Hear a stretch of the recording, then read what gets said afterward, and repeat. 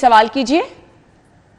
جی میرا سوال یہ ہے کہ جب ہم فرض نماز پڑھ رہے ہیں تو سجدے میں جاتے ہیں، ہم تسبیحات پڑھتے ہیں سبحان ربی الاعلیٰ، تو اس کے بعد ہم دعا کر سکتے ہیں اردو میں؟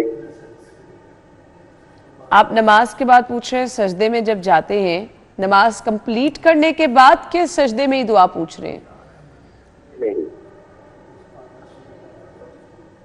آپ پوچھ رہے ہیں کہ سجدے میں دعا کر سکتے ہیں، یہ سوال ہے۔ جی بالکل، سجدے میں رسول کریم صلی اللہ علیہ وآلہ وسلم سے کچھ دعائیں مسنون ہیں، وہ منقول ہیں دعا کی کتابوں کے اندر، تو عربک ٹیکسٹ کے اندر آپ وہ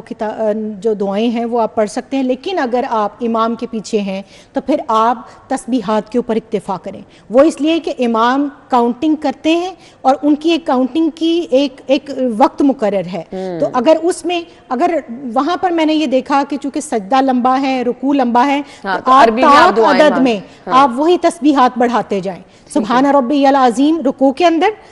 اگر 3 دفعہ پڑھ لیا ہے تو 5 دفعہ پڑھ لیں، 7 دفعہ پڑھ لیں، 9 دفعہ پڑھ لیں، 11 دفعہ، ایون میں نے دیکھا میں 13 دفعہ بھی پڑھ لیتی تھی، تب کہیں جا کر سمی اللہ لمن حامدہ کہتے تھے۔ اس کے بعد سجدے کے اندر بھی اسی طرح سے۔ اب میں جیسے وہ بات کری تھی طواف کے حوالے سے، تو اس میں تیسری چیز یہ ہے کہ آپ نے 7 چکر خانہ کعبہ کے اس طرح سے لگانے ہیں کہ وہ ہمارے جو ٹرم میں ہیں اینٹی کلاک وائز بنتے ہیں، تو وہ اینٹی کلاک وائز جب آپ 7 چکر کاٹیں گے تو ہر چکر میں جب ابتدا ہے وہ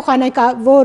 حجر اسود کو بوسہ دینے اور استلام اس کو کہتے ہیں، تو اس کی طرف اگر آپ ایزیلی پہنچ سکتے ہیں بوسہ دے سکتے ہیں، ویل اینڈ گڈ۔ اگر آپ نہیں پہنچ سکتے، خاص طور پر خواتین، میں ان کو بالکل منع کروں گی کہ وہ نہیں جائیں، وہ بھگدڑ کا حصہ نہیں بنے، وہ دوسروں کو دھکم پیل کر کے اپنی عزت کو جو ہے وہ خامخواہ خراب کر کے اور دوسروں کے ساتھ غیر محرموں کے ساتھ اختلاط کر کے اگر وہ بوسہ دیتی ہیں تو الٹا گناہگار ہوں گی۔ وہ اپنا خود خیال کریں۔ یہ خواتین کے لیے خصوصی ہدایات ہیں جنہوں نے حج اسود کا بوسہ لینا ہے یا کوشش کریں گے، تو ان کو ان چیزوں کو ملحوظ خاطر رکھنا ہے۔